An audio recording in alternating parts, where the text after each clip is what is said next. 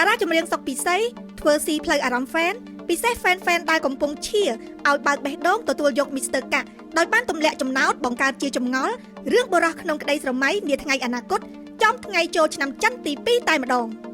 អ្នកកំពុងឡើងទូកឡើងកាណូតឡើងកប៉ាល់កាក់សីអាចនឹងស្ថិតក្នុងស្ថានភាពភ័យផងអផងនិងមានចម្ងល់ពេញខួរក្បាលតើបរិះក្នុងក្តីស្រមៃរបស់តារាចម្រៀងសុកពិសីជានរណា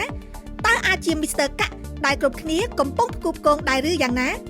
ក្រោយតារាចម្រៀងដ៏ស្រស់សោភាបានបញ្ចេញសារទម្លាក់តម្រុយបង្ហាញថាបេះដូងលែងទំនេរហើយតែកំពុងមានអ្នកមើលថែហើយអាចនឹងត្រៀមមានដំណឹងល្អសប្រាយអ្នកគាំទ្រនៅឆ្នាំក្រោយថែមទៀតផងខាងក្រោមនេះគឺជាអ្វីដែលម្ចាស់បទតើប្រើពេលប៉ុន្មានទើបអាចភ្លេចបងបានចែករំលែកនៅលើ timeline របស់ខ្លួននៅរសៀលថ្ងៃទី17ខែកុម្ភៈឆ្នាំ2026នេះ